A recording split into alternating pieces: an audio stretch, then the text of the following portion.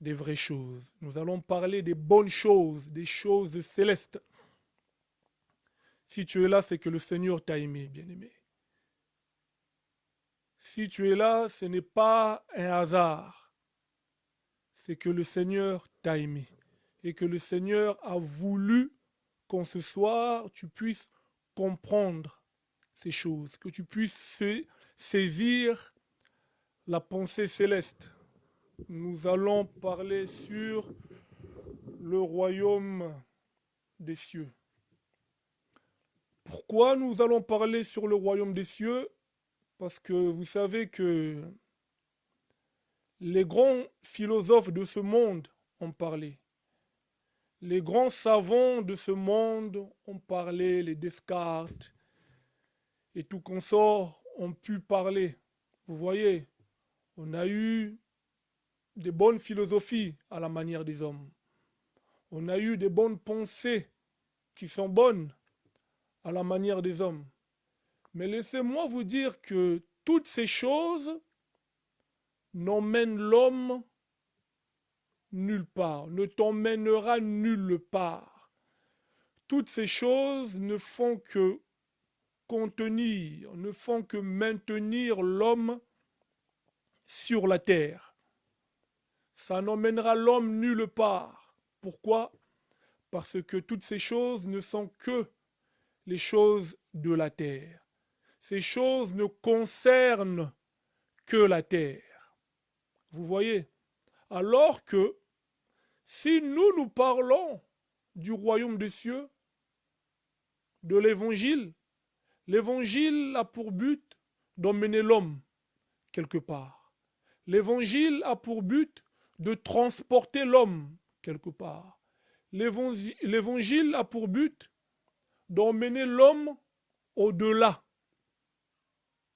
Voilà pourquoi que nous disons que le royaume des cieux, c'est la finalité.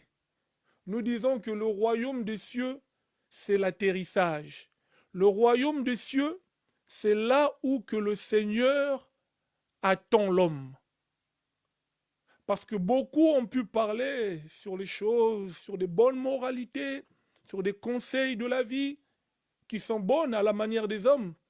Mais ces choses ne vous gardent que sur la terre. Ces choses ne vous garantissent rien. Ces choses ne vous donnent pas de l'espoir après la mort. Voilà pourquoi que le royaume des cieux surpasse le tout. Le royaume des cieux est au-delà de la sagesse humaine. Le royaume des cieux, c'est là où que le Seigneur nous attend. Le royaume des cieux, c'est là où que le Seigneur désire voir l'homme. Voilà pourquoi qu'en ces 3 jours, nous allons expliquer c'est quoi le royaume des cieux. Voilà ce que nous disons. Vous savez que lorsque le Seigneur à la création était en train de créer, vous allez voir que le Seigneur parlait. Lorsqu'il va ordonner que les oiseaux, les animaux de la terre puissent sortir, vous allez voir que les oiseaux qui ont été manifestés sont sortis de la terre. Mais leur finalité, ce n'était pas de rester sur la terre. Les oiseaux du ciel, leur finalité, c'était d'être élevés, de s'envoler vers le ciel. Donc, on a un mouvement qui commence de la terre et le mouvement finit vers le ciel. C'est ça même le mouvement de l'enlèvement. C'est ça même le royaume des cieux. C'est-à-dire que Dieu t'a formé de la poussière de la terre. Mais Dieu maintenant attend que l'homme puisse s'envoler. Attend que l'homme puisse aller au-delà. C'est ça l'image de l'enlèvement, bien-aimé. Voilà la raison pour laquelle que nous sommes là pour parler du royaume des cieux, du royaume des cieux. Je vous dis d'avance que il ne faut pas vous embrouiller sur les termes bibliques. Parce que le royaume des cieux, c'est ce qu'on appelle le royaume de Dieu. Si vous lisez le livre de Matthieu chapitre 13, vous allez voir qu'on parle du royaume des cieux. Si vous lisez le livre de Marc, vous allez voir qu'on parle sur le royaume de Dieu. Jésus sur la croix, il dit aux brigands, aujourd'hui tu seras avec moi au paradis. C'est toujours le royaume des cieux, c'est toujours le royaume de Dieu. Le paradis, c'est ça aussi le royaume des cieux. C'est la même chose. C'est tout simplement le langage qui peut changer. Ce royaume-là, si nous lisons 2 Pierre, chapitre 1, au verset 11, l'apôtre Pierre l'appelle le royaume éternel. C'est toujours le royaume des cieux. Si nous lisons Colossiens chapitre 1, verset 12 à 15, l'apôtre Paul nous dit « Rendons grâce au Père qui nous a rendus capables d'avoir part à l'héritage des saints dans la lumière. Il nous a délivrés des puissances des ténèbres et il nous a transportés dans le royaume de son Fils par son amour. » Donc vous voyez, on appelle ça aussi le royaume du Fils. C'est toujours le royaume des cieux, ou bien même le royaume de Dieu. Matthieu chapitre 13, verset 43, Jésus lui-même de sa bouche appelle ça le royaume du Père. Donc que cela ne vous embrouille pas. On appelle ça le royaume des cieux, on appelle ça le royaume de Dieu, on appelle ça le royaume du Père, on appelle ça le royaume du Fils, on appelle ça le royaume éternel, on appelle ça également, oui, le royaume éternel, on appelle ça aussi le royaume du Père, le royaume du Fils, le royaume des cieux, le royaume de Dieu, on appelle ça aussi le paradis. Que ces choses ne vous embrouillent pas, bien-aimés. Ce n'est qu'une et seule même chose. Donc, on ne peut pas dissocier toutes ces choses. Ça ne parle que d'une seule chose. C'est un royaume qui est éternel. C'est un royaume qui nous donne le repos. Voilà, Jésus a dit qu'aujourd'hui, oui, Jésus a dit que aujourd'hui tu seras avec moi dans le paradis. Le paradis, c'est le lieu du repos. Vous voyez, le royaume du Père, le royaume du Fils, c'est la même chose. Que les enfants de Dieu puissent être calmes, que les enfants de Dieu ne s'embrouillent pas, bien-aimés. Alors, le royaume des cieux, on va introduire en ce soir. Le royaume des cieux réellement, c'est quoi? Nous allons lire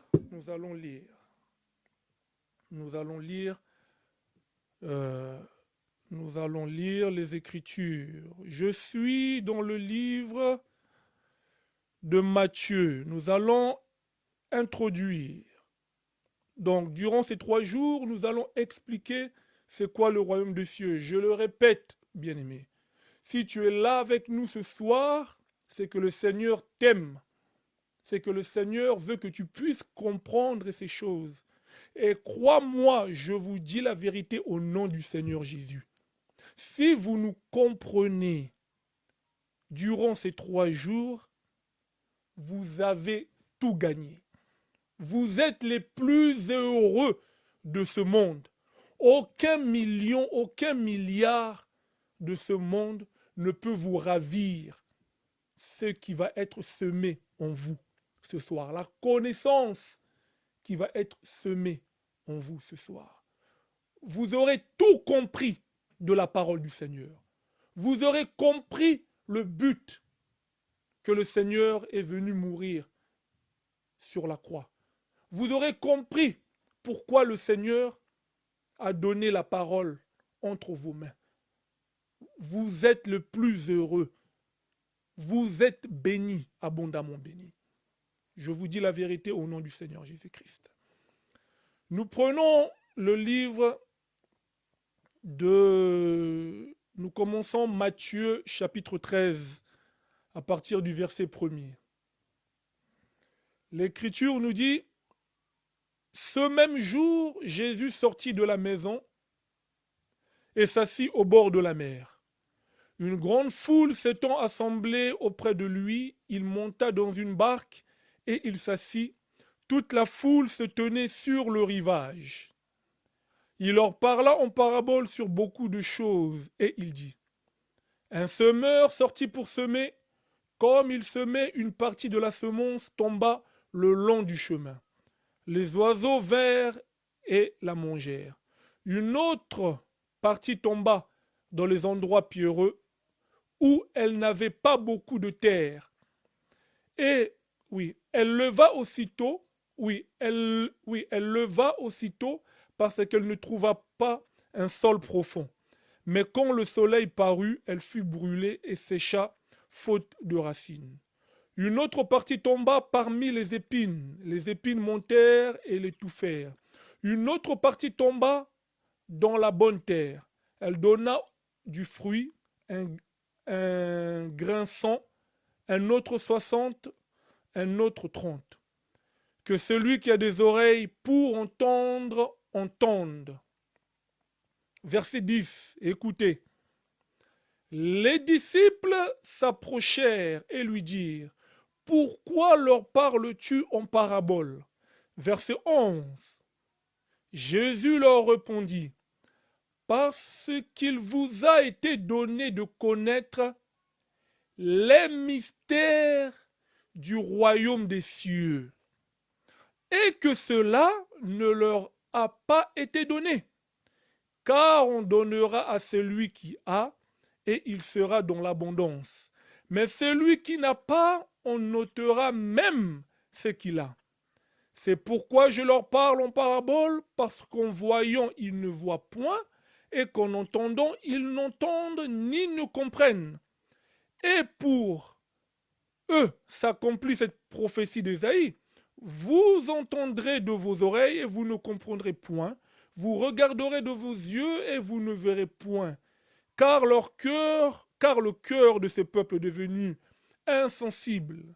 Ils ont endurci leurs oreilles et ils ont fermé leurs yeux, de peur qu'ils ne voient de leurs yeux, qu'ils n'entendent de leurs oreilles, qu'ils ne comprennent de leur cœur et qu'ils ne se convertissent et que je ne les guérisse.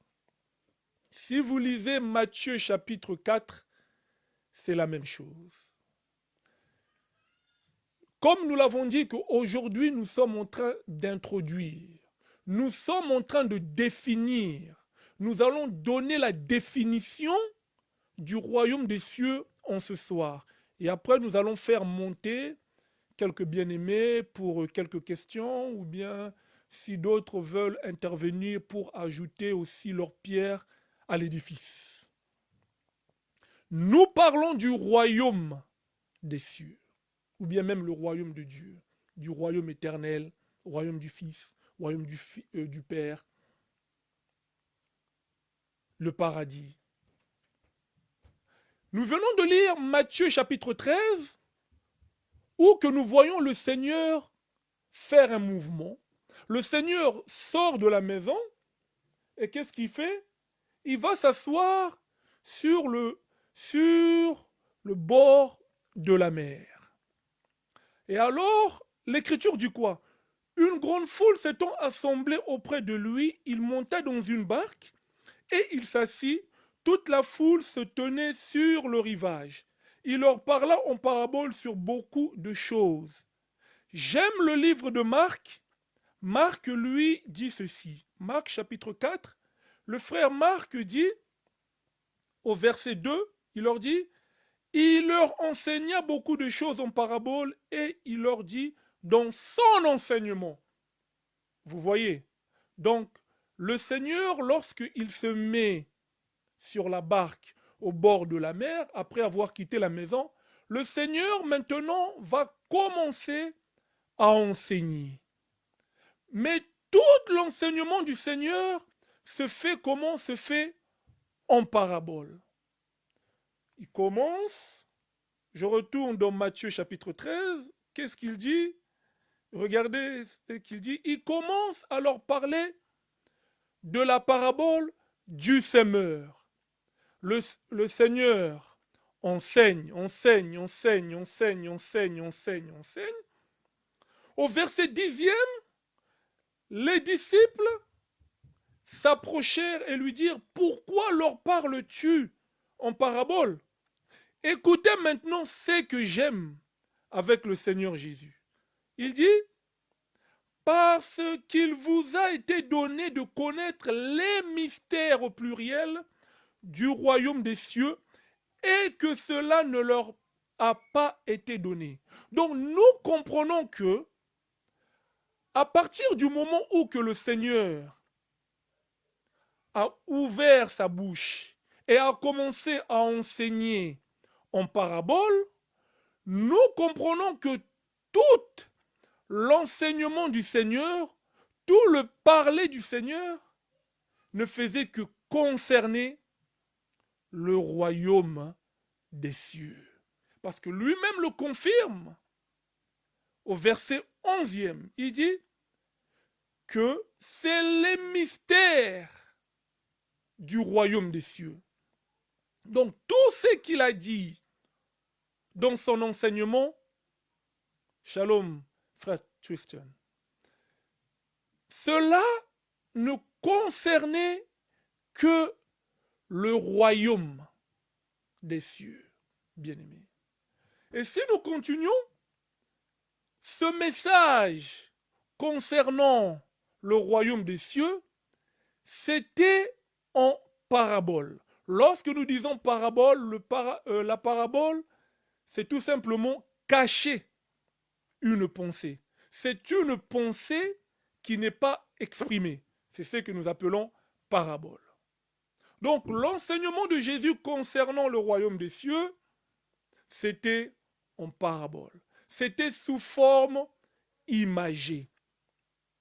Et lui-même appelle ça mystère. Je tiens à signaler, à préciser que c'était dans la foule que Jésus parlait en parabole. Mais lorsqu'il est avec ses disciples, nous voyons, dans la lecture que nous avons pu lire, et même si nous descendons, nous voyons que, après avoir parlé en parabole dans la foule, mais lorsque le Seigneur se retrouve avec les disciples, le Seigneur, maintenant, qu'est-ce qu'il fait? Il ouvre, il explique, il donne l'explication de ce qui vient de parler en parabole ou dans la foule. Donc c'est dans la foule que le Seigneur parle en parabole. Est-ce que nous comprenons bien ces choses? Donc si vous posez la question, Shalom sœur Linda, si vous posez la question aux gens, au reste du peuple qui était avec le Seigneur, mais qu'est-ce que cet homme nous a parlé? Qu'est-ce que cet homme a pu dire? Le reste de la foule, les gens du peuple vont dire, bon, on ne sait c'est quoi son problème avec ce frère. Hein? Il nous a parlé des arbres, il nous a parlé d'une semence, il nous a parlé des champs, il nous a parlé des pierres, il nous a parlé d'un champ pierreux. C'était les tonnerres. Donc, il ne dit des choses que lui seul peut comprendre. Hein? Vous voyez, c'était les tonnerres. Comme le peuple d'Israël, lorsque le Seigneur les a convoqués en bas de la montagne. Le peuple d'Israël, on dit qu'il n'y avait que les tonnerres. Donc, Dieu parlait, mais pour le peuple, c'était difficile à comprendre. Pour le peuple, c'était des tonnerres. Vous voyez? Mais avec les disciples, le Seigneur doit maintenant expliquer tous ces mystères. Tous ces mystères, pardon. Le Seigneur doit maintenant donner l'explication. Et cela, le Seigneur lui-même le dit au verset 11, que cela ne leur a pas été donné de comprendre ces mystères, mais pour vous, cela a été donné. Mais pour le reste, pour les gens de l'extérieur, ces choses se passent en parabole. Donc, pour eux, ces choses restent tout un mystère. Mais pour vous, c'est un mystère, mais ça ne le sera plus. Pourquoi? Parce que le Seigneur lui-même maintenant va donner l'explication. Je tiens à expliquer que c'est le Seigneur lui-même qui va donner l'explication parce qu'il dit c'est un mystère. Donc, comme le royaume des cieux, c'est un mystère, il faut que le Seigneur lui-même puisse nous donner l'explication parce que c'est son royaume. Et il dit que c'est un mystère. Donc il faut que lui-même puisse nous donner l'explication de ces choses. Donc aucun homme, aucune personne, par ses propres efforts, par ses propres moyens, peut percer le mystère du royaume des cieux et avoir l'explication, se frapper la poitrine et dire que non, ces choses, je les ai découvertes de moi-même. Non, non, non, non, non. Parce que le Seigneur dit que c'est un mystère. Et l'Écriture, dans Matthieu chapitre 13, nous dit clairement que cela ne leur a pas été donné. Donc cette capacité-là de comprendre le mystère du royaume des cieux, ou bien en d'autres termes, de comprendre le royaume des cieux, il faut que cette capacité-là puisse être donnée. Et qui donne cette capacité-là? C'est le Seigneur lui-même. C'est Dieu lui-même qui donne cette capacité-là. Parce que c'est aussi tout un mystère. Et l'apôtre Paul nous apprend, il nous dit, qu'as-tu que tu n'aies reçu? Pourquoi alors te frapperas-tu la poitrine comme si tu n'as pas reçu? Donc c'est-à-dire que tout ce que nous prenons, tout ce que nous recevons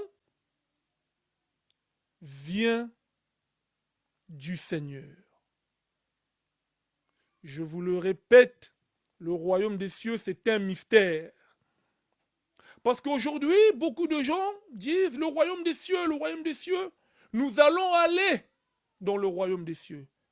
Mais pour aller dans le royaume des cieux, il y a des choses qu'il faut comprendre au préalable.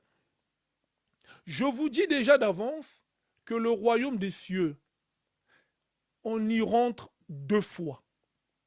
Le royaume des cieux, on y rentre 2 fois. Si tu n'y rentres pas aujourd'hui, n'espère même pas que tu vas y rentrer demain. C'est un flash que je vous donne. Le royaume des cieux, on y rentre 2 fois. On y rentre aujourd'hui et on y rentrera aussi demain. Donc, dans le royaume des cieux, nous sommes en train de définir, nous sommes en train d'expliquer le royaume des cieux. Le royaume des cieux, dans le royaume des cieux, nous voyons le plan du salut concernant le salut pour l'humanité. Parce que le Seigneur a été clair en disant que cela ne leur a pas été donné. Mais à vous, cette capacité-là, Dieu leur donne de comprendre. Et ensuite, l'Écriture dit que si l'homme comprend, c'est là que l'homme est quoi? L'homme est sauvé. Je reprends l'Écriture, parce que nous devons comprendre ces choses clairement. Il dit, au verset 15, « Car le cœur de ce peuple est devenu insensible. Ils ont endurci leurs oreilles et ils ont fermé leurs yeux de peur qu'ils ne voient de leurs yeux, qu'ils n'entendent de leurs oreilles, qu'ils ne comprennent de leur cœur, qu'ils ne se convertissent et que je ne les guérisse. Si vous prenez Marc, chapitre 4, verset 12, écoutez ce que le Seigneur dit. C'est la même chose qu'il dit dans Matthieu chapitre 13. Mais ici, écoutez comment il explique. Marc chapitre 4, verset 12, il dit, afin qu'en voyant, ils voient et n'aperçoivent point. Et qu'en entendant, ils n'entendent et ne comprennent point, de peur qu'ils ne se convertissent et que les péchés ne leur soient pardonnés. Dans Matthieu 13, il appelle ça guérir. Mais dans Marc chapitre 4, la guérison, le Seigneur appelle ça pardon. Donc, lorsque l'homme a l'explication, lorsque l'homme a la révélation du royaume des cieux, qui est tout un mystère, c'est là que l'homme reçoit la guérison. En d'autres termes, l'homme reçoit le pardon des péchés. Vous comprenez? Parce que dans Matthieu chapitre 13, il appelle ça guérison. Dans Marc chapitre 4, il appelle ça pardon, le pardon. C'est-à-dire que la guérison, c'est ce qu'on appelle le pardon. C'est-à-dire que aussi longtemps qu'il n'y a pas l'explication, il n'y a pas la révélation du mystère du royaume des cieux, Dieu ne peut pas guérir. En d'autres termes, Dieu ne va pas pardonner les péchés de l'homme. Donc toute personne qui rejette l'enseignement, toute personne qui ne prête pas l'oreille à l'enseignement, nous comprenons qu'il n'y a pas de guérison pour cette personne. Nous comprenons qu'il n'y a pas de pardon des péchés pour cette personne. Donc, nous voyons que le royaume des cieux, de 1, concerne le salut pour l'humanité. De 2, le royaume des cieux concerne le salut pour ceux qui vont être sauvés. Parce que pour être sauvé, il faut avoir la compréhension du mystère. 3. Dans le royaume des cieux,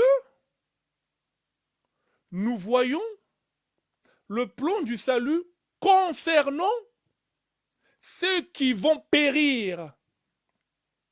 Parce que le Seigneur a dit que pour eux, je leur parle en parabole pour pas qu'ils ne voient, pour pas qu'ils ne comprennent, pour pas que leur cœur se convertisse et que je pardonne leurs péchés. Donc, dans le royaume des cieux, nous voyons le salut pour l'humanité. Dans le royaume des cieux, nous voyons le plan du salut pour ceux qui vont être sauvés, c'est-à-dire ceux qui auront la compréhension des Écritures. Dans le royaume des cieux, nous voyons le plan concernant ceux qui vont périr.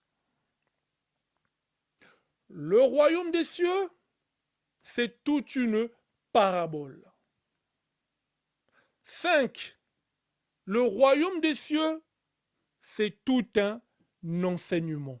Mais un enseignement qui est donné sous forme de parabole. C'est-à-dire, on cache une pensée, on ne communique pas exactement ce que l'on pense. C'est ça une parabole. C'est une pensée qui n'est pas exprimée clairement. C'est une pensée qui est cachée. C'est ce qu'on appelle parabole. Donc dans le royaume des cieux, nous voyons le salut pour l'humanité, nous voyons le plan du salut concernant ceux qui vont être sauvés, nous voyons le plan de Dieu concernant ceux qui vont périr, nous voyons que le royaume des cieux, c'est une parabole, Et nous voyons également que le royaume des cieux, c'est tout un enseignement. Et je vous ai dit que le royaume des cieux, on y rentre 2 fois. On y arrive. Il y a quand même une question que nous pouvons ou bien que nous devons nous poser. D'où est-ce que ce royaume-là vient? D'où vient ce royaume? C'est quoi réellement ce royaume? Ça vient d'où? Écriture. Nous sommes dans l'introduction ce soir. Je prends Psaume. Et je vous dis d'avance que vous êtes bénis. Je prends Psaume chapitre 90. 90 pour les Belges.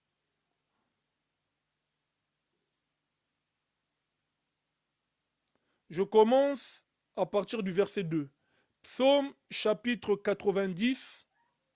Je lis à partir du 2e verset. La Bible dit: Avant que les montagnes fussent nées et que tu eusses créé la terre et le monde, d'éternité en éternité, tu es Dieu. C'est-à-dire que nous n'avons qu'un seul éternité. Il n'y en a pas plusieurs. Et la Bible nous apprend que d'éternité en éternité, le Seigneur est Dieu. Notre Dieu est Dieu d'éternité en éternité. Il n'a ni commencement ni fin. Dieu, dès l'éternité, il est tout seul. Retenons ça bien. Je marie ça avec le livre de Michée. Michée chapitre 5, je commence à partir du verset 1er. La Bible nous dit: Maintenant, filles de troupes, rassemble tes troupes, on nous assiège, avec la verge, on frappe sur la joue le juge d'Israël. Et toi, Bethléem Ephrata, petite entre les milliers de Juda, de toi sortira pour moi celui qui dominera sur Israël, et dont l'origine remonte aux temps anciens, aux jours de l'éternité. Ah. Et nous savons que il y a un homme qui est né à Bethléem, qui est sorti de Bethléem. Cet homme-là, c'est Jésus-Christ, qui est né à Bethléem. Donc, le Seigneur Jésus-Christ,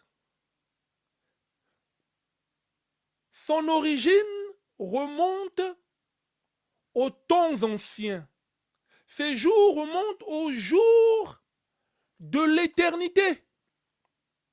Donc, Jésus a quitté l'éternité, il a déchiré l'éternité et il est rentré maintenant dans les temps pour venir habiter avec les hommes. D'éternité en éternité, il était Dieu. Maintenant, qu'est-ce qu'il fait? Il quitte l'éternité, il déchire les temps, il vient maintenant habiter avec les hommes. Voilà pourquoi on l'a appelé Emmanuel, c'est-à-dire Dieu parmi les hommes, Dieu avec les hommes. Donc, je répète, en éternité, il est Dieu. Il déchire les temps pour rentrer dans les temps et venir habiter avec l'homme. Vous voyez, donc c'est que le Seigneur a fait un mouvement. C'est que le Seigneur s'est déplacé. Mais lorsqu'il s'est déplacé, regardez maintenant qu'est-ce qu'il va nous apprendre le Seigneur Jésus-Christ de sa bouche lui-même. Matthieu, regardez, je vous dis, si vous nous saisissez vous êtes abondamment bénis, vous avez des merveilleuses promesses en vous. Nous expliquons sur le royaume des cieux. Regardez ce que le Seigneur qui quitte l'éternité, il déchire les temps pour venir habiter avec nous les hommes. Et écoutez maintenant ce que lui-même dit de sa propre bouche. Matthieu chapitre 12, je prends au verset 28, qui est égal à Luc chapitre 11, verset 20. Matthieu chapitre 12, verset 28, égale Luc chapitre 11, au verset 20. Écoutez ce qu'il nous dit.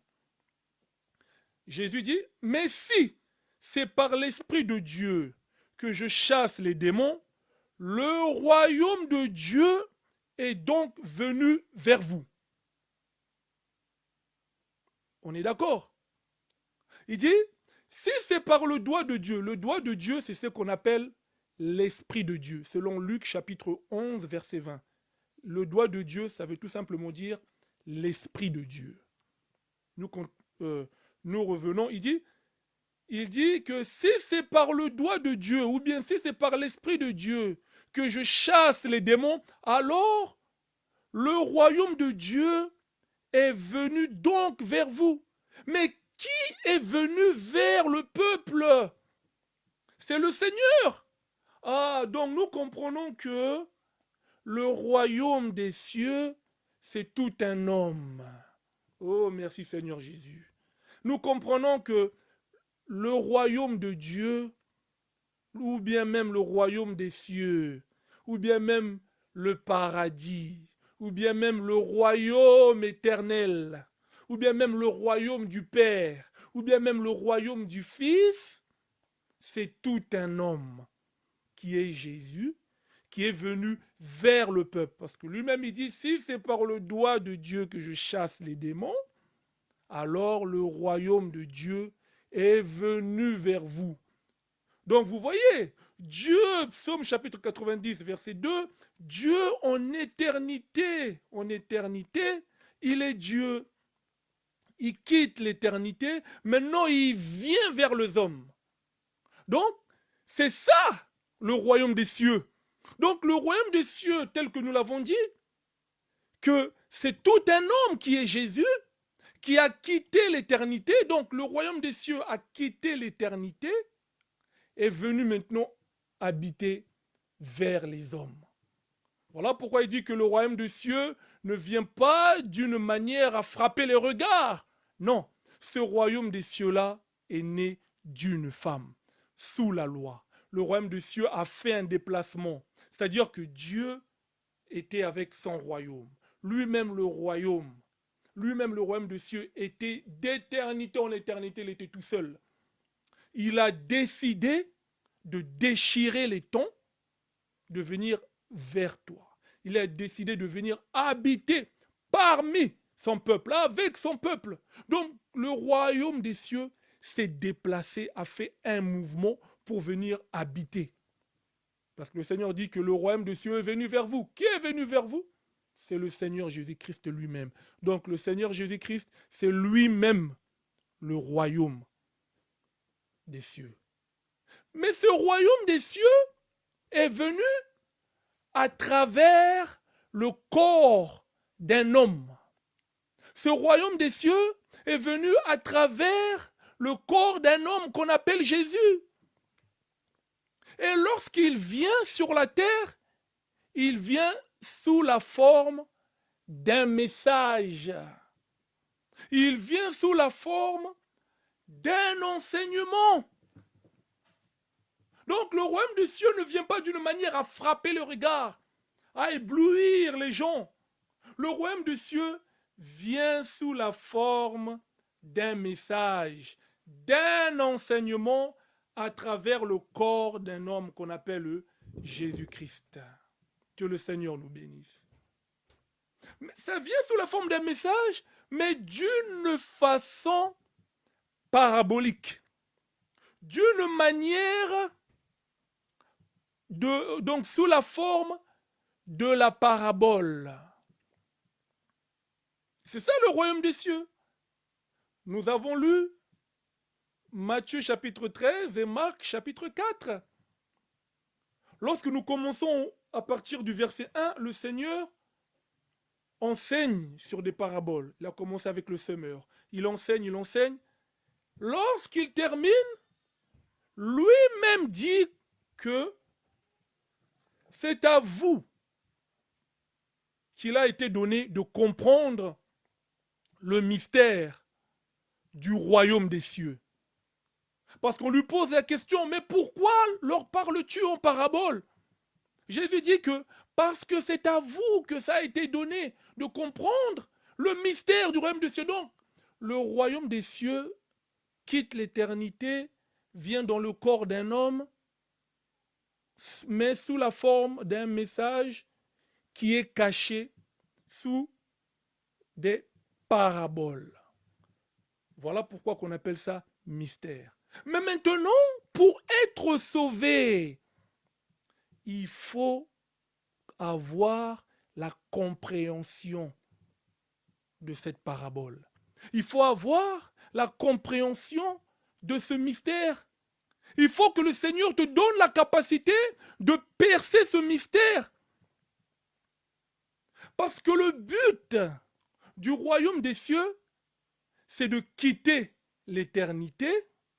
Vous voyez un premier mouvement, de venir sur la terre dans un but, c'est de récupérer l'homme, c'est de sauver l'homme, c'est de guérir l'homme, c'est de pardonner les péchés de l'homme. Mais pour que ces choses puissent être faites, il faut que le Seigneur te donne la capacité de comprendre ce mystère. Il faut qu'il te donne la capacité de comprendre ce message. Pourquoi? Pour que tu puisses être guéri, pour que tu puisses être sauvé. Et que ce message, ce mystère, après avoir été percé, puisse t'emmener encore quelque part. Voilà que nous disons que le royaume des cieux a 3 temps. Il était dans l'éternité passée. Maintenant, il déchire les temps. Il vient dans le temps où que nous sommes. Nous disons que c'est le aujourd'hui. Maintenant, ce royaume des cieux, ou bien même ce message, doit maintenant avoir la capacité de t'emmener quelque part. C'est que ça a 3 temps. L'éternité passée, ça quitte l'éternité passée, ça vient dans le temps de aujourd'hui sous la grâce. Maintenant, ça doit te donner la capacité de retourner, d'aller dans l'éternité future. Écriture. Je prends une écriture. Si vous me comprenez, c'est que le Seigneur t'a béni, frère. Vous êtes le plus heureux, je vous le répète. Vous êtes le plus heureux. Je prends Hébreu, Hébreu chapitre 13 au verset 8. Écoutez ce que la Bible dit. Parce que nous avons dit que le royaume des cieux, c'est un homme. Le royaume des cieux, c'est Jésus lui-même. Regardez ce qu'il dit. Hébreu chapitre 13, verset 8. Jésus-Christ est le même hier, aujourd'hui et éternellement. Jésus-Christ est le même hier comment? C'est-à-dire que hier, il était Père. C'est ça, l'Esprit éternel. Dans l'éternité, il est tout seul. Le royaume, il était dans son royaume, lui tout seul. Et l'Écriture continue. Aujourd'hui là, c'est quoi? Aujourd'hui, ça veut dire sous la grâce. Voilà pourquoi que le Seigneur a dit au brigand sur la croix, il lui a dit, aujourd'hui, tu seras avec moi au paradis. Apocalypse chapitre 3, la Bible dit, si vous entendez ma voix aujourd'hui, n'endurcissez pas vos cœurs. C'est que le aujourd'hui de Dieu, ça veut dire sous la grâce. Donc Jésus-Christ est le même hier, d'éternité en éternité. Il est le même aujourd'hui sous la grâce. Et il sera le même éternellement, c'est-à-dire dans l'éternité future.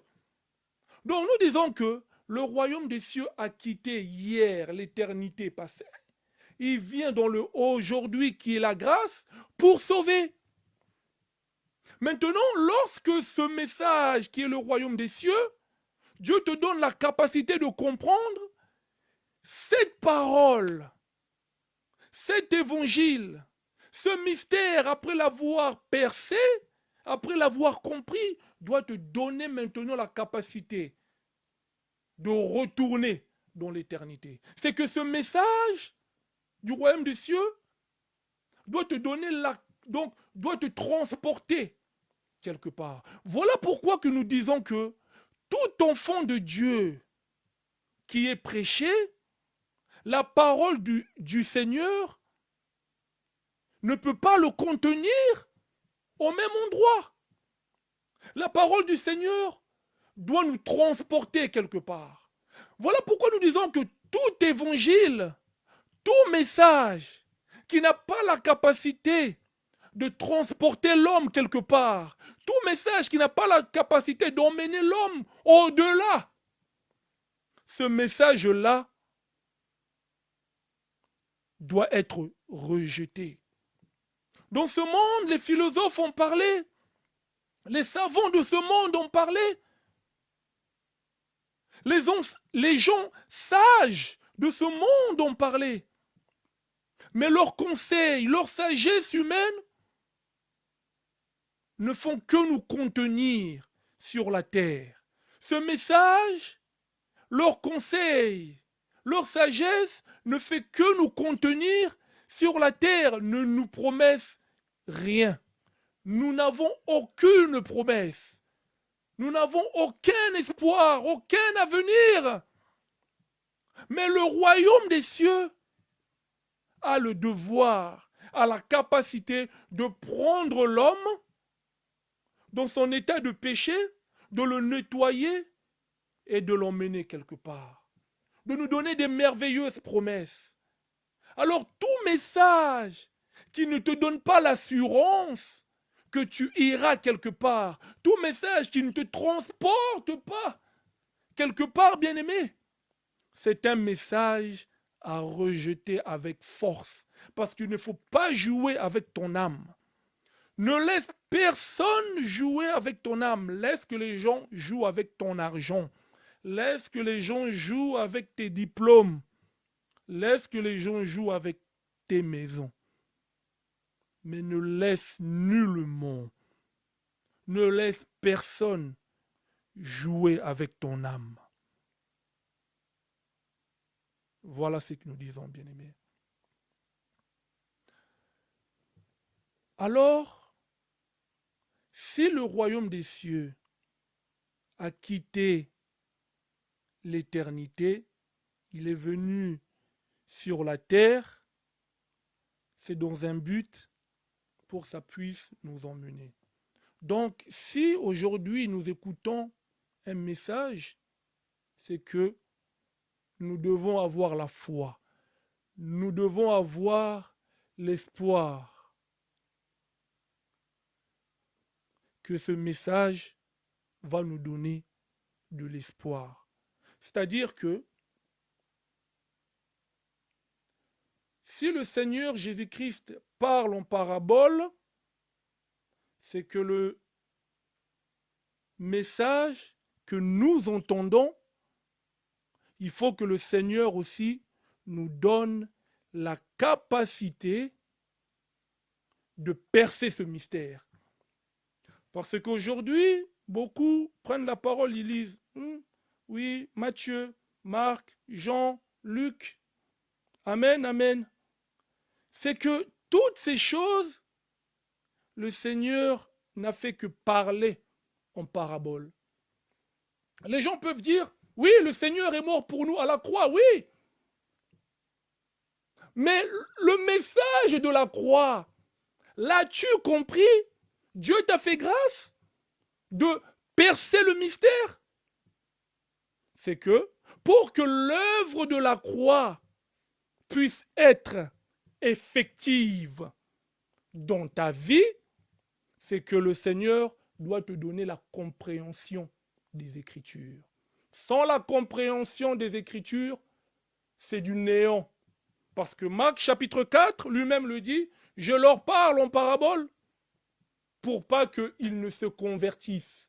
Donc, c'est-à-dire que si l'explication des paraboles n'est pas donnée, il n'y a pas la conversion. L'œuvre de la croix n'est pas effective dans ta vie. C'est ce que l'homme, aujourd'hui, doit comprendre.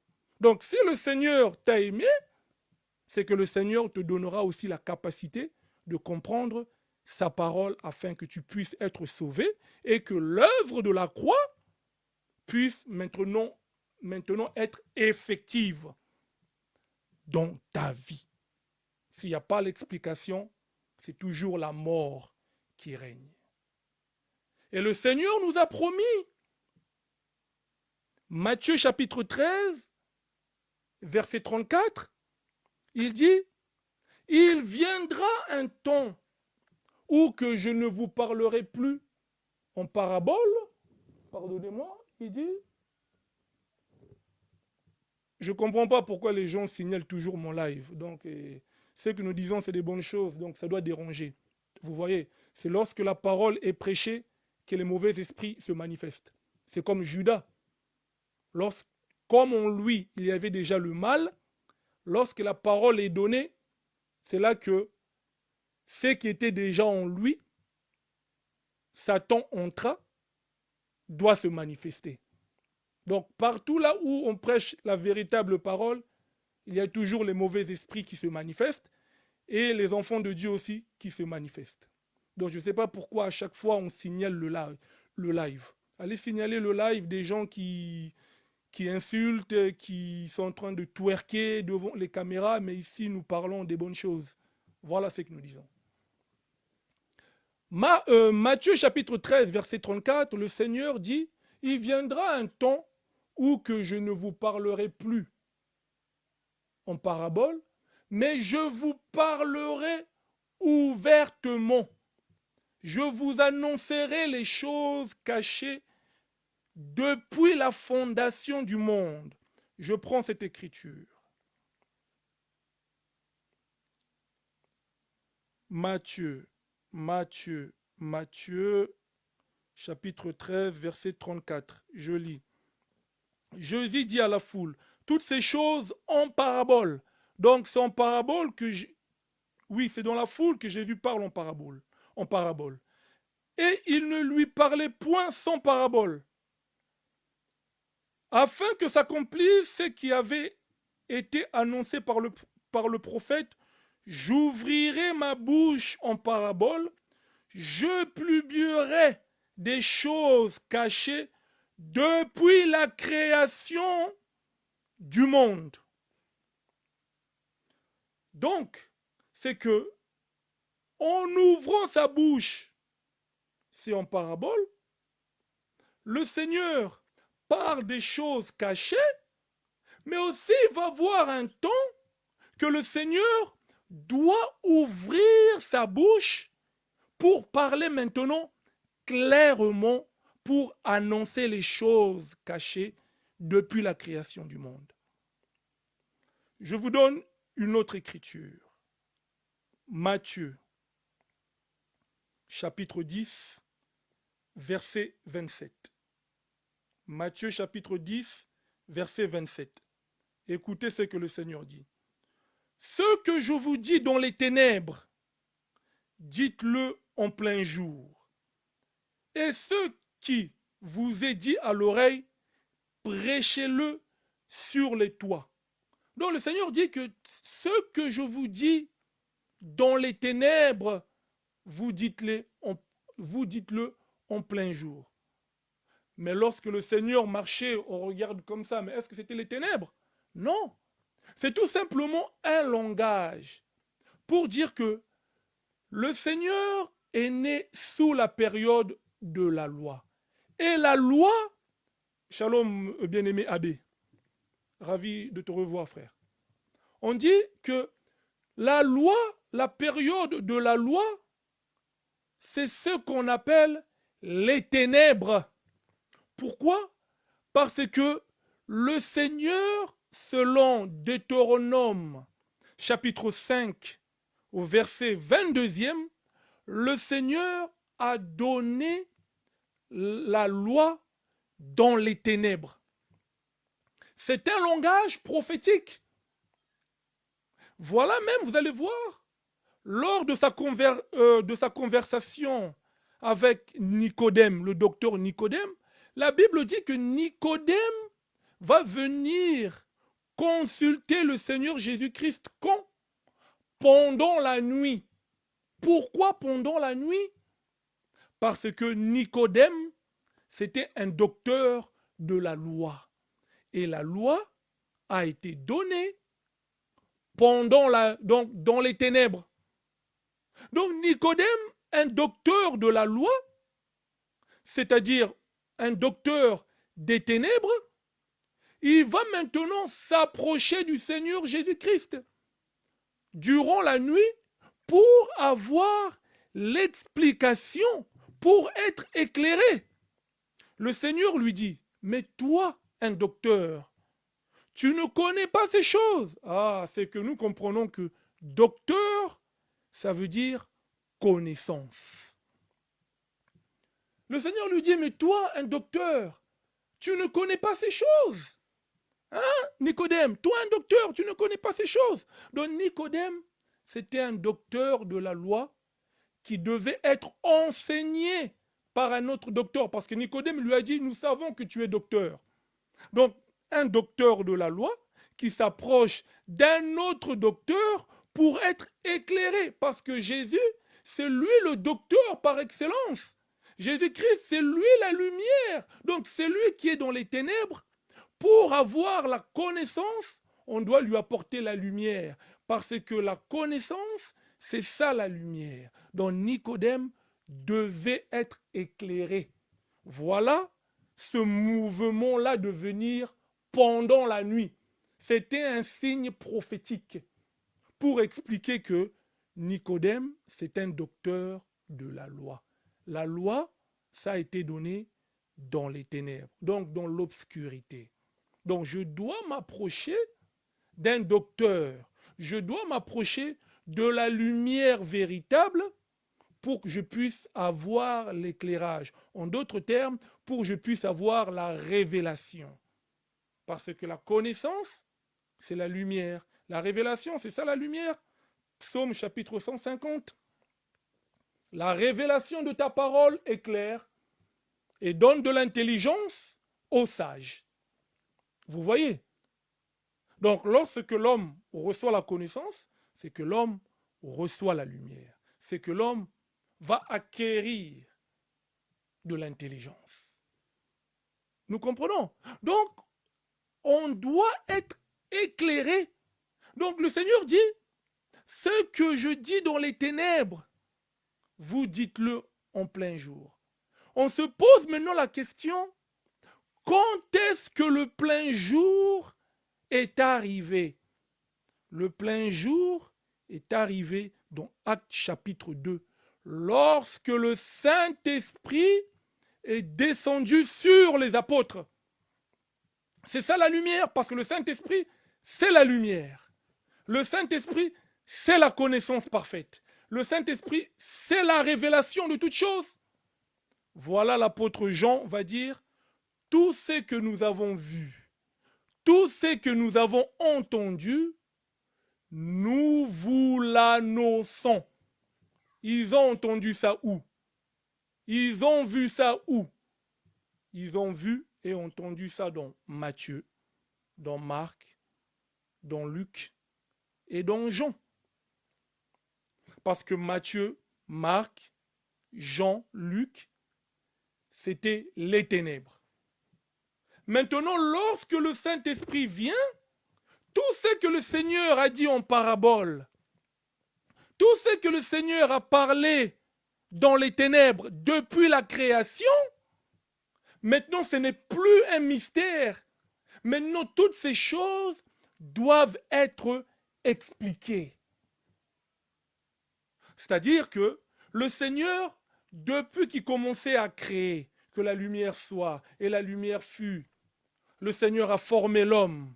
Le Seigneur a parlé que les animaux de la terre sont sortis, les menus bétails, les gros bétails, les monstres marins, les arbres. Toutes ces choses, ce n'étaient que des paraboles. Ce n'était que Dieu avait caché une pensée. Le Seigneur n'avait pas exprimé clairement les choses. Maintenant, à l'aide du Saint-Esprit, toutes ces paraboles, toutes ces choses cachées, le Seigneur maintenant, au temps de la grâce, le Seigneur, par la puissance du Saint-Esprit, le Seigneur nous les révèle. Le Seigneur nous explique toutes ces choses. Voilà même là où que beaucoup se cassent les dents. Ils disent non, le Seigneur a dit il faut baptiser au nom du Père, du Fils et du Saint-Esprit. Nous disons Amen. Mais ces choses, c'était des paraboles. Ces choses, c'était la pensée du Seigneur, mais non exprimée. Le Seigneur avait toujours sa pensée de cacher. Mais lorsque le Saint-Esprit vient, le Seigneur nous éclaire. Voilà si vous aurez pu demander à l'apôtre Paul, dans Matthieu chapitre 28, lorsque le Seigneur a dit « Allez partout dans le monde, faites de toutes les nations mes disciples, baptisez-les au nom du Père, du Fils et du Saint-Esprit. » 2 minutes après, vous auriez pu poser la question à Pierre, sans quel nom que nous devons baptiser? L'apôtre Pierre allait simplement vous dire, au nom du Père, du Fils et du Saint-Esprit. Pourquoi? Parce que le Saint-Esprit, qui est la lumière, qui est l'exactitude, qui est la révélation, qui est l'intelligence, la sagesse, n'était pas encore descendu sur les apôtres. Mais dans Actes chapitre 2, lui-même, après avoir donné une prédication, une forte prédication, les hommes ont eu le cœur vivement touché. Pierre leur dit, il faut que vous soyez baptisés au nom du Seigneur Jésus-Christ. C'est-à-dire que la lumière, la révélation, le mystère tombe. La révélation est donnée. C'est au nom du Seigneur Jésus que l'on baptise. Parce que ça soit le Père, ça soit le Fils, que ça soit le Saint-Esprit, frère, c'est la même personne. Ce n'est que un. Il n'y en a pas d'autre. Ce n'est que un. Donc nous baptisons aujourd'hui au nom du Seigneur Jésus-Christ. Et j'aime le Seigneur. Il dit, cherchez premièrement le royaume des cieux et sa justice, sans laquelle personne ne verra le Seigneur. Ah, c'est que le royaume des cieux, ça se cherche. Mais ça se cherche comment? Parce que nous avons dit que le royaume des cieux, c'est un homme. Le royaume des cieux a quitté l'éternité. Le royaume des cieux est venu habiter sur la terre dans un but. C'est de récupérer l'homme, c'est de sauver l'homme, c'est de guérir l'homme, c'est de nettoyer l'homme, afin que toujours ce royaume des cieux puisse emmener l'homme dans l'éternité encore. Dans l'éternité à 3 temps. Si nous croyons que l'éternité c'est un homme, Jésus dans le livre de l'Apocalypse, il dit « Je suis celui qui est, qui était et qui vint ». Donc vous voyez, le royaume des cieux a 3 temps. Le royaume des cieux c'est ce qui était, le royaume des cieux c'est ce qui est, et le royaume des cieux c'est ce qui sera. C'est ça le royaume des cieux. Donc, le royaume des cieux, Jésus dit, cherchez premièrement le royaume des cieux et sa justice, sans laquelle personne... Oui, il dit, cherchez premièrement le royaume des cieux, pardonnez-moi, cherchez premièrement le royaume des cieux et sa justice. C'est que le royaume des cieux, ça se cherche. Mais ça se cherche comment? Nous allons prendre une écriture. Le royaume des cieux, ça se cherche comment? Comment cherchons-nous, ou bien même comment devons-nous chercher le royaume des cieux? Je prends acte des apôtres.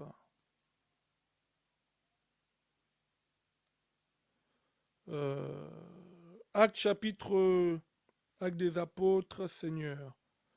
Redonne-moi cette écriture. Acte chapitre 28 au verset 23e.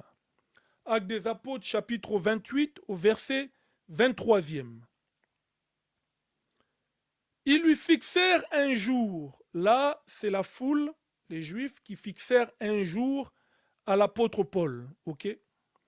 Ils lui fixèrent un jour et plusieurs vinrent le trouver dans son logis. Paul leur annonça le royaume de Dieu en rendant témoignage et en cherchant par la loi de Moïse et par les prophètes à les persuader de ce qui concerne Jésus.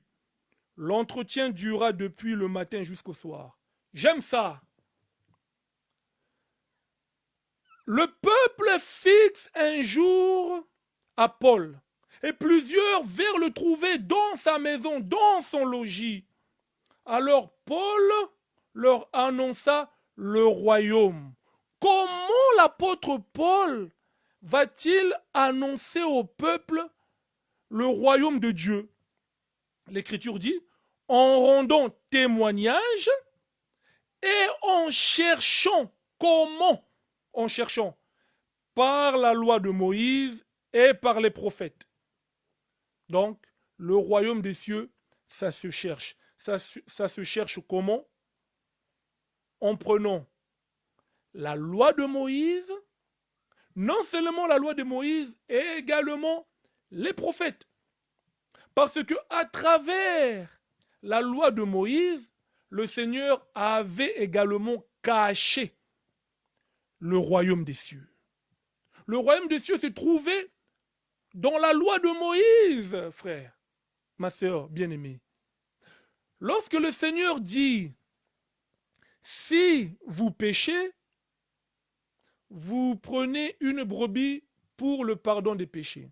Donc le peuple, qui était un peuple, donc le peuple d'Israël, qui était un peuple physique, un peuple terrestre, un peuple charnel, prenait l'animal et allait le mettre sur l'autel pour avoir le pardon des péchés.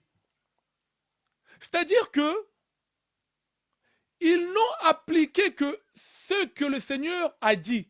Mais la pensée n'était pas exprimée. C'est que cette pensée-là cachait un homme.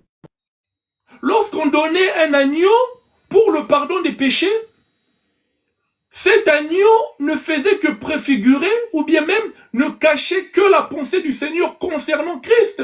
Voilà pourquoi que lorsque Jésus-Christ est venu, Jean chapitre 1 verset 29, le prophète Jean-Baptiste dit, voici l'agneau de Dieu qui ôte les péchés du monde. Donc, nous comprenons que l'agneau véritable, c'est Jésus qui ôte les péchés du monde. C'est ce que nous comprenons. Est-ce que vous comprenez? C'est que les choses que les enfants d'Israël ont pu faire, c'était que des paraboles. La pensée de Dieu était toujours maintenue. Voilà pourquoi que Israël, le Seigneur leur disait que vous ne pouvez pas élever les yeux vers le ciel. Il leur dit que vous ne pouvez pas faire des représentations d'images taillées de ce qui est aux cieux. Pourquoi? Parce que les enfants d'Israël, leur marche, leur vie, ne concernait que les choses de la terre. Jean chapitre 3, verset 12. Le Seigneur leur dit, lorsque je vous ai parlé des choses de la terre, vous n'avez pas compris. Maintenant, si je vous parle des choses célestes, comment allez-vous comprendre? C'est que pendant un temps, donner les animaux pour le sacrifice des péchés. C'était que des choses de la terre. C'était des paraboles. La pensée du Seigneur n'était pas exprimée. Alors que le Seigneur donnait déjà l'image du royaume depuis Moïse. Lorsqu'il dit que l'Esprit du Seigneur se mouvait au-dessus des eaux, Genèse chapitre 1, mais nous avons vu un homme venir et marcher sur les eaux. Ah, c'est que Jésus est en train de nous enseigner que c'est lui l'Esprit du Seigneur qui se mouvait sur les eaux depuis les temps anciens. Donc nous comprenons que l'Esprit du Seigneur, c'est Jésus lui-même. Dieu a dit dans la loi de Moïse que si une viande est déchirée hors du camp, vous les enfants d'Israël, vous ne la mangerez pas, vous la laisserez pour les étrangers. On a vu un homme, parce que l'homme c'est la chair. Il vient, on le prend, on le met sur la croix, hors de la ville. Il était mort hors du camp. Il était mort hors de la ville. Donc, Jésus, c'était une viande déchirée hors du camp, selon Hébreux chapitre 13. Les enfants d'Israël ont refusé de manger cette viande. Manger ici, c'est pas couper le bras de Jésus et manger, non. Manger, c'est croire en cet homme. Vous voyez, c'est ce qu'il dit dans Jean chapitre 6. Vous, si vous ne mangez pas ma chair et ne buvez pas mon sang, vous ne pouvez pas être sauvés. Vous voyez, c'est que le Seigneur avait dit que si une viande est déchirée hors du camp, vous les enfants d'Israël, vous ne la mangerez pas, vous la laisserez pour les étrangers. Mais qui a cru en cet homme? Qui a mangé de cet homme? C'est nous, les nations. Nous avons mangé Jésus. En d'autres termes, nous avons cru en Jésus. Parce que les enfants d'Israël, la loi leur interdisait.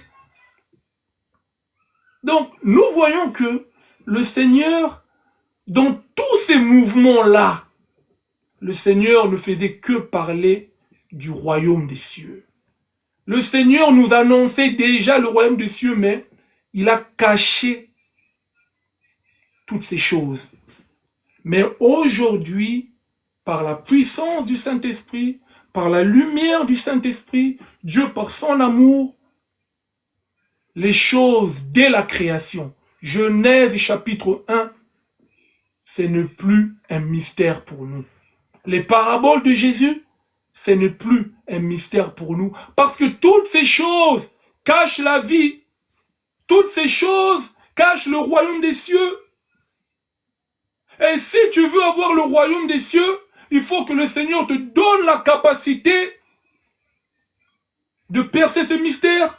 Voilà pourquoi l'apôtre Paul, pour expliquer le royaume des cieux, il doit chercher dans la loi de Moïse. Parce que en donnant la loi, Dieu a caché le mystère de Dieu à l'intérieur. Dieu a caché le royaume des cieux dans la loi de Moïse. Pourquoi par les prophètes? Parce que lorsque les prophètes parlaient, les prophètes aussi ne faisaient que prophétiser, mais sous la parabole. Selon Osée chapitre 12, le Seigneur dit que par les prophètes, j'ai donné des paraboles. Par les prophètes, j'ai parlé en parabole. C'est-à-dire que les prophètes prenaient le message du Seigneur et lorsqu'ils allaient dehors pour prophétiser, ils prophétisaient bien sûr, mais c'était caché.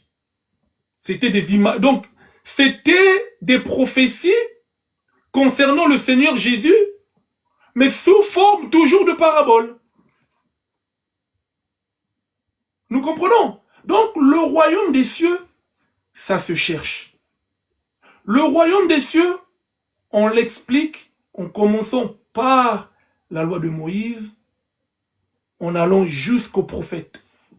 Parce que tous les prophètes ne faisaient que parler du Seigneur Jésus-Christ.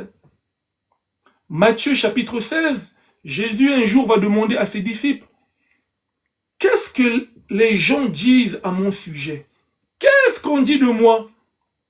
D'autres vont dire, « Oh, tu es comme Jean-Baptiste, tu es Jérémie, tu es Élie, ou l'un des prophètes au pluriel.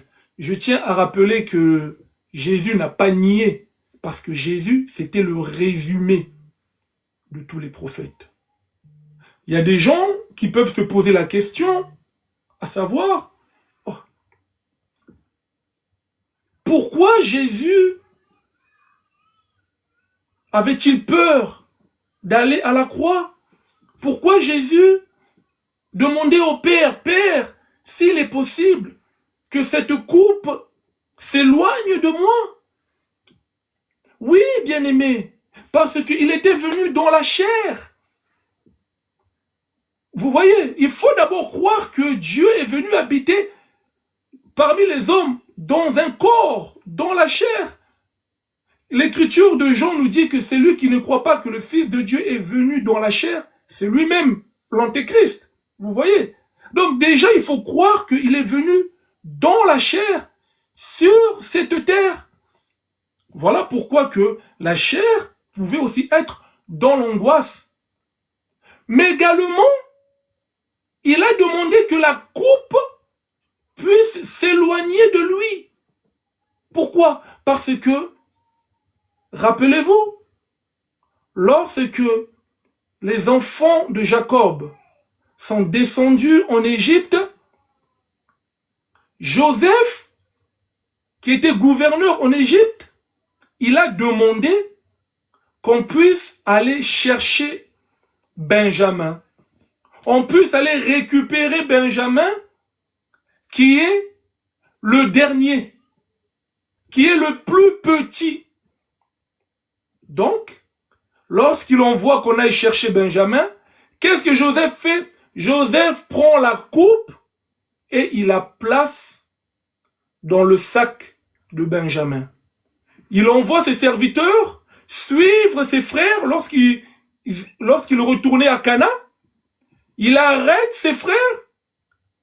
Il dit non, vous avez pris la coupe du gouverneur. Alors on regarde dans les bagages, on regarde dans le bagage de Benjamin, on sort la coupe. Ah, c'est que la coupe était destinée à Benjamin. La coupe était destinée à qui? À Benjamin. Mais qui est Benjamin? Benjamin est le dernier. Jésus, pour expliquer que c'est lui le véritable Benjamin, il est venu comme le dernier prophète. Après Jean-Baptiste, c'est Jésus. Il est venu comme le dernier prophète. Voilà pourquoi que avant de monter à la croix, il a dit, Seigneur, si cette coupe pouvait s'éloigner de moi, enlève-la. C'est-à-dire que le dernier qui est Jésus, c'est lui qui devait porter le péché de l'humanité.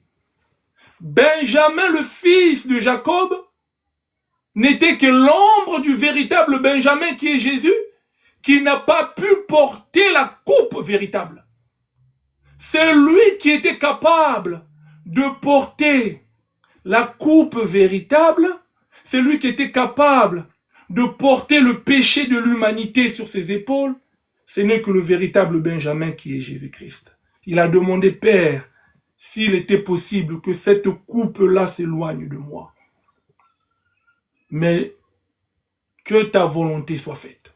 C'est que nous comprenons par là que le véritable Benjamin, c'est lui qui a été trouvé digne de porter la coupe, c'est la personne du Seigneur Jésus-Christ. Donc nous comprenons que tous ces mouvements-là, ça ne faisait que parler du Seigneur Jésus-Christ. Donc, le royaume des cieux, comme nous introduisons aujourd'hui, il faut que le Seigneur nous donne la capacité de comprendre. Parce que vous savez, aussi longtemps que tu n'as pas la compréhension des Écritures, aussi longtemps que tu n'as pas la révélation des Écritures, tu n'es pas dans le royaume des cieux. Tu n'es pas dans le royaume des cieux. Et le Seigneur ne peut pas pardonner tes péchés. Pour que le Seigneur puisse pardonner tes péchés, il doit te donner l'explication. Parce que sa parole, c'est un mystère. Voilà pourquoi qu'aujourd'hui beaucoup se tiraillent. Jésus-Christ est Dieu, Jésus-Christ n'est pas Dieu, Jésus-Christ est le Père, Jésus-Christ n'est pas le Père. Mais attendez, nul ne connaît le Père si ce n'est le Fils. Ni le Fils si ce n'est le Père.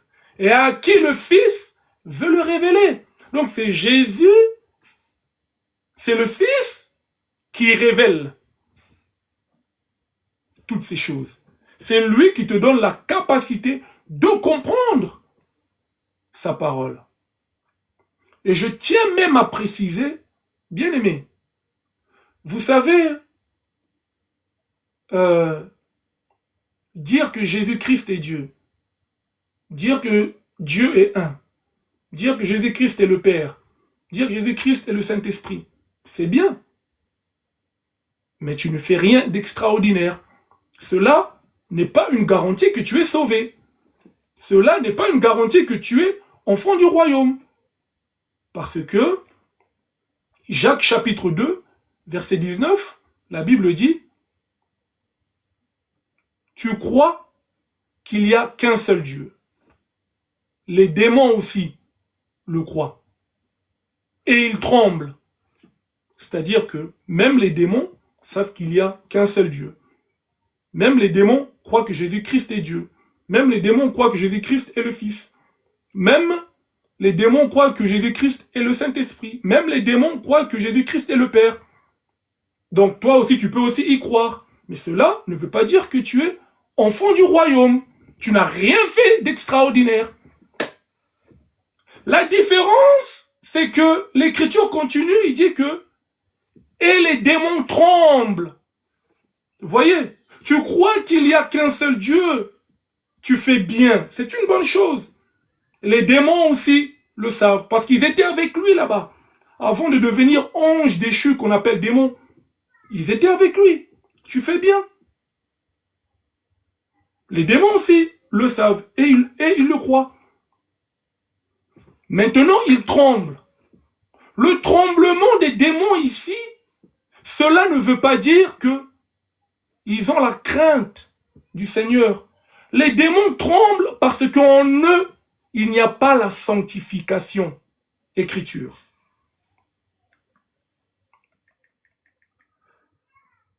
Psaume. Je vais expliquer le tremblement de Joël chapitre 2, verset 19. Psaume chapitre 4, verset 5. Psaume chapitre... Dans d'autres versions, c'est au verset 4, hein, mais chez moi, c'est au verset 5. Psaume chapitre 4, verset 5. On nous dit, tremblez et ne péchez point. Vous voyez? Donc, les démons, eux, ils savent qu'il n'y a qu'un seul Dieu. Comme toi d'ailleurs. Ils savent que Jésus-Christ est Dieu. Ils savent que Jésus-Christ est le Père. Ils savent que Jésus-Christ est le Saint-Esprit. Tout comme toi. La différence, c'est que eux, ils tremblent. Leur tremblement ici, c'est parce que ils n'ont pas la vie de Jésus. Ils n'ont pas la sanctification. Et l'Écriture ici nous explique c'est quoi? Trembler. Trembler, on nous dit trembler et ne péchez point. C'est-à-dire que ne pas pécher pour nous, c'est ça qu'on appelle trembler. Mais pour les démons qui n'ont pas la vie, trembler pour eux, c'est une vie qui n'a pas de sanctification. C'est-à-dire qu'ils tremblent parce qu'ils n'ont pas la vie de Dieu. C'est-à-dire qu'aujourd'hui, toi aussi, tu peux déclarer que Jésus-Christ est Dieu. Jésus-Christ est le Fils. Donc, c'est bien.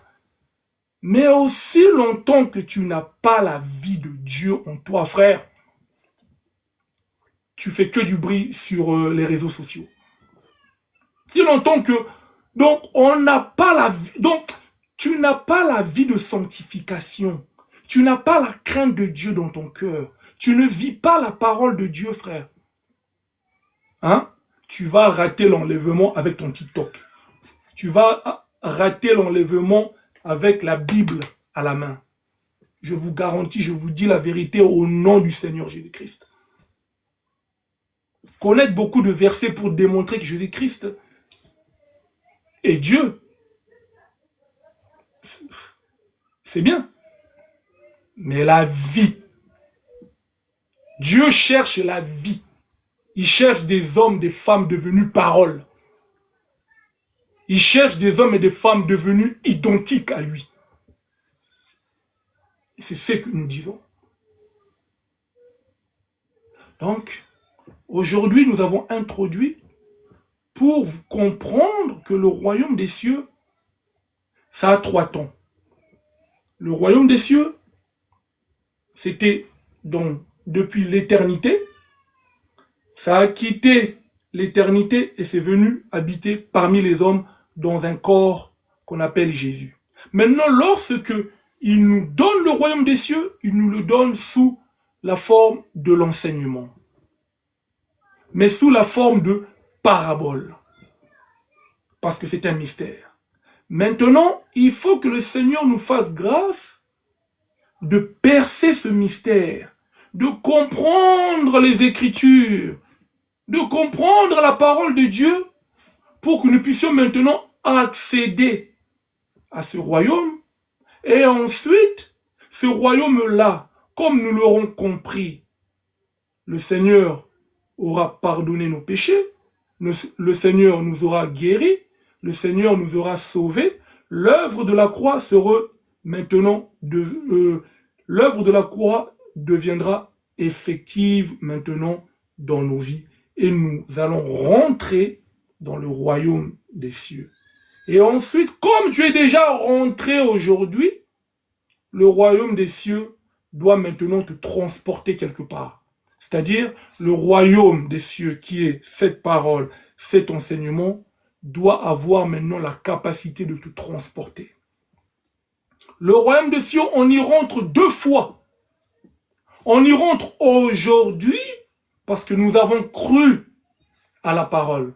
Voilà pourquoi que Éphésiens chapitre 2 nous dit « Il nous a fait asseoir dans les lieux célestes en Jésus-Christ. » Vous voyez, parce qu'on a cru à la parole, voilà pourquoi que nous sommes des citoyens célestes. Comme nous sommes rentrés spirituellement, il faudra aussi que notre corps puisse aussi y rentrer. Donc, le premier entrée, c'est par l'esprit. Nous sommes assis dans les lieux célestes. Mais notre corps est toujours sur la terre. Il faut que notre corps aussi puisse être récompensé. Pour que nous puissions aussi y entrer d'une manière physique.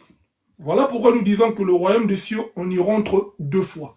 On y rentre aujourd'hui parce que nous avons compris la parole, nous avons cru à la parole, nous avons compris les mystères de Dieu, nous avons compris l'explication de la parole, nous sommes rentrés spirituellement.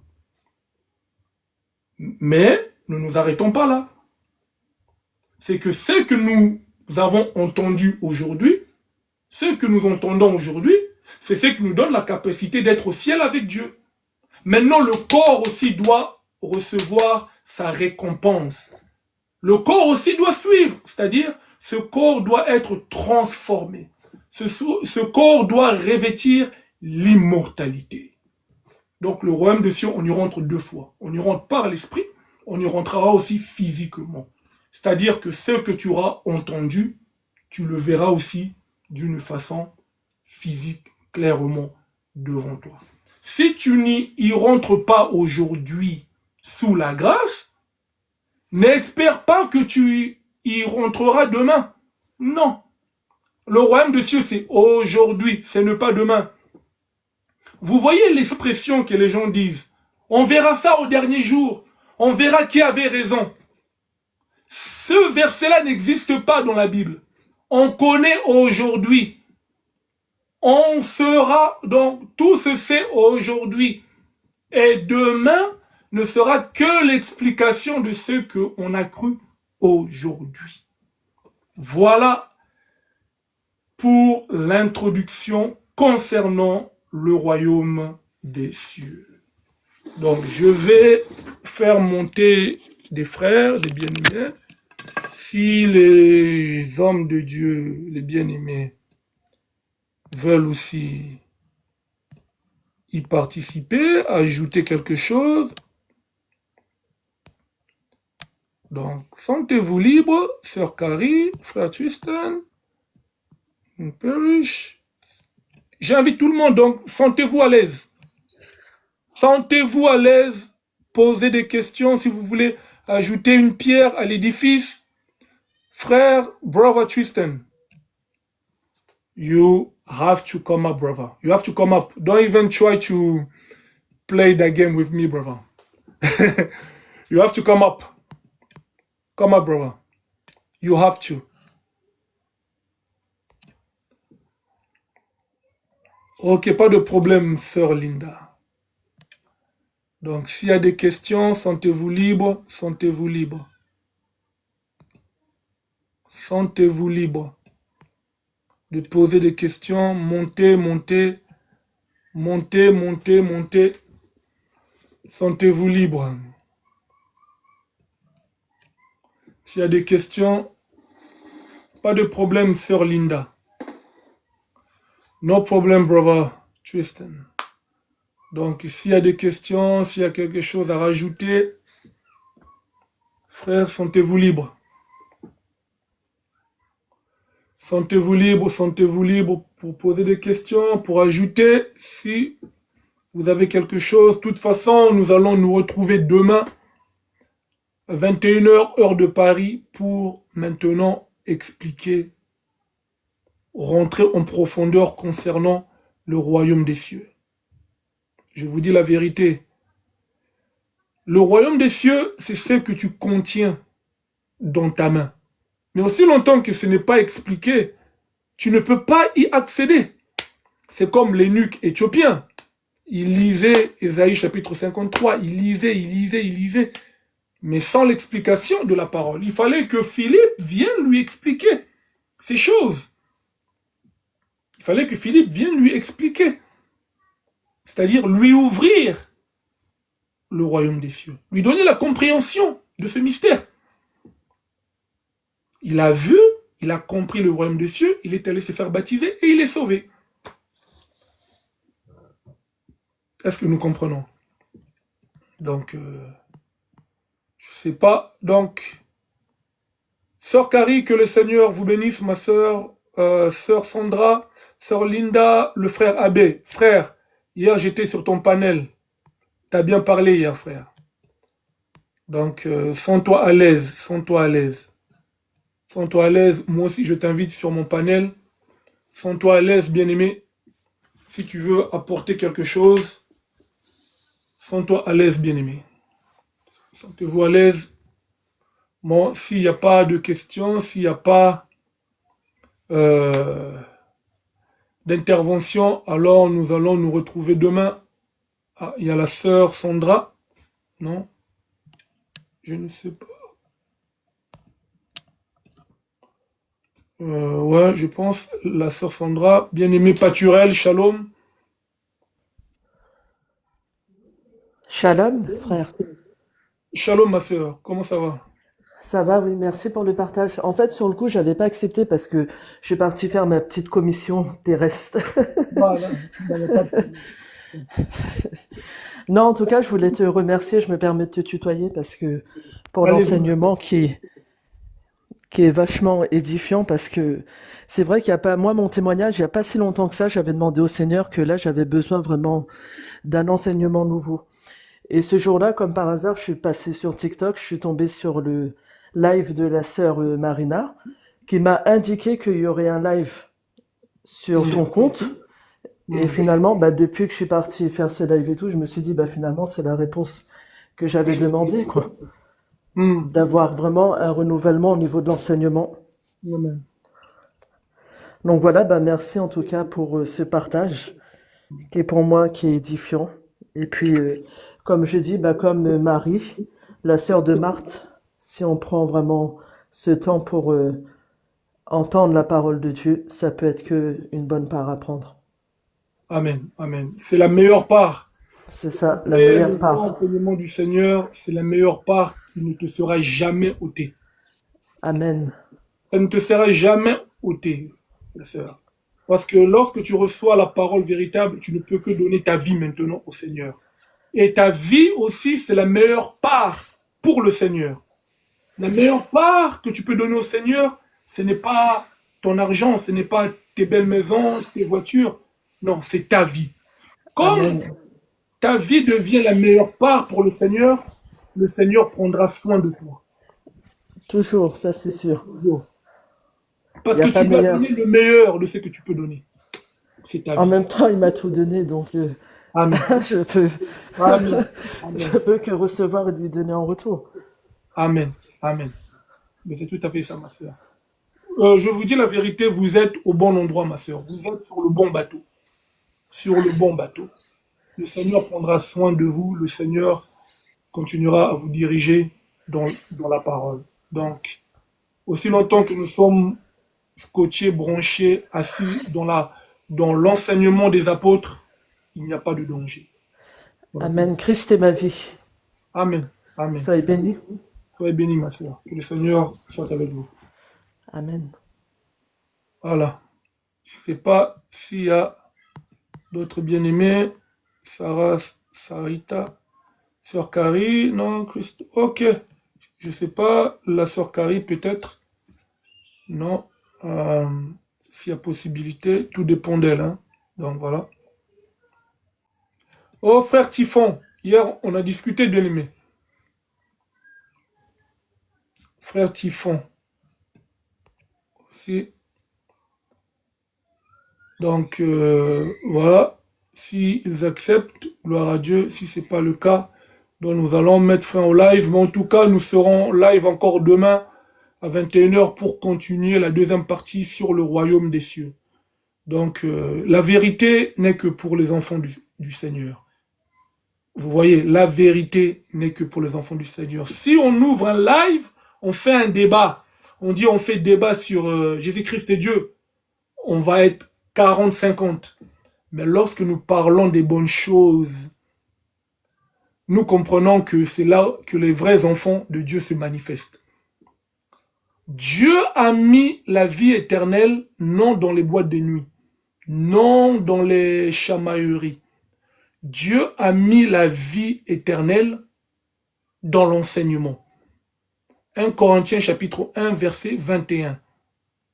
Comme le monde n'a pas connu Dieu avec sa sagesse, il a donc plu à Dieu de sauver le monde par le moyen de la prédication. Donc la vie éternelle se trouve dans l'enseignement. La vie éternelle se trouve dans la prédication, frère. Donc c'est dans l'enseignement véritable qu'il y a la vie. Voilà, que le Seigneur vous bénisse, que le Seigneur soit avec vous dans vos foyers respectifs, que la journée de demain soit une journée bénie entre les mains du Seigneur, qui vous ouvre les portes, qui vous accorde ce que vous n'avez pas eu auparavant, que tout vous soit accordé au nom du Seigneur Jésus-Christ. Soyez abondamment bénis, vous êtes heureux, vous êtes mieux, vous êtes plus élevé, donc vous êtes un peuple béni, vous êtes meilleur que les ministres de ce monde, vous êtes meilleur que les présidents de ce monde. Pourquoi? Parce que vous êtes des princes, vous êtes des princesses du Très-Haut, du Roi des rois, du Seigneur des seigneurs. Un royaume éternel, un royaume qui n'a pas de fin. Les royaumes de ce monde auront leur fin. Mais le royaume de Dieu ne finit pas. Dormez dans la paix, le Seigneur est avec vous. Shalom peuple de Dieu, demain 21h, heure française, sur la voie de l'époux, pour que nous puissions encore continuer ce dont nous sommes en train de parler. Shalom, bye bye.